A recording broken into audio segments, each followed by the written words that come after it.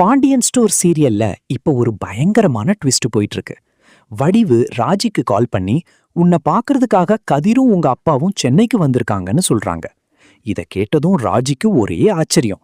ஆனா உங்க அப்பா நேரா வந்து உன்னை பார்க்க தைரியம் இல்லாம மறைஞ்சு நின்னுதான் பார்த்தாரான்னு வடிவு சொன்னதும் ராஜிக்கு கொஞ்சம் வருத்தமாவும் குழப்பமாவும் இருக்கு. இன்னொரு பக்கம் செந்தில் ஊருக்கு கிளம்புறதுனால மீனா அவரை பஸ் ஸ்டாண்டு வரைக்கும் போய் வழி அனுப்பி வைக்கிறாங்க. அப்போ தற்செயலாக கதிர் ஒரு மெடிக்கல் ஷாப்ல மருந்து வாங்கிட்டு வேக வேகமா ஒரு ஹாஸ்பிட்டலுக்குள்ள போறத மீனா பாத்துடுறாங்க.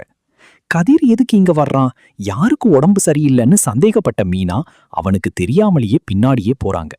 அங்க போய் பார்த்தா ராஜியோட அப்பா முத்துவேல் பெட்ல படுத்திருக்கார். அவருக்கு கேன்சர் இருக்கிறதும் அதுக்காக ஆபரேஷன் நடக்க போற விஷயமும் மீனாவுக்கு தெரிய வருது.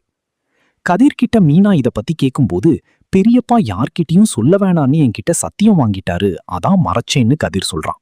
ஆனா மீனா இது ரொம்ப பெரிய விஷயம், அவங்க குடும்பத்துக்கு தெரியாம இருக்கிறது தப்புன்னு முடிவு பண்ணி தந்திரமா வடிவு அம்மாவை சென்னைக்கு வர வைக்கிறாங்க.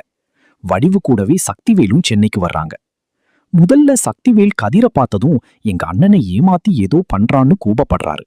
ஆனா மீனா எல்லா உண்மையும் சொல்லவும் முத்துவேலோட நிலைமைய பார்த்ததும் அவரோட கோபம் எல்லாம் காணாம போயிடுது. தன் அண்ணன் இவ்வளவு கஷ்டப்படுறாரேன்னு பதறாரு. கதிர் இவ்வளவு நாளா அவதூறுகளை சுமந்துக்கிட்டு ஒரு வார்த்தை கூட எதிர்த்து பேசாம முத்துவேல ஒரு பிள்ளையா இருந்து கவனிச்சுக்கிட்டதை நினைச்சு சக்திவேல் அப்படியே உடைஞ்சு போயிட்டாரு. கதிர் கைய புடிச்சுக்கிட்டு என்ன மன்னிச்சிரு தம்பி, உன்னை தப்பா நினைச்சிட்டேன், நீ ரொம்ப பெரிய மனுஷன்னு சொல்லி கண் கலங்குறாரு. மொத்தத்துல கதிரோட நல்ல குணம் இப்பதான் அந்த குடும்பத்துக்கு புரிய ஆரம்பிச்சிருக்கு.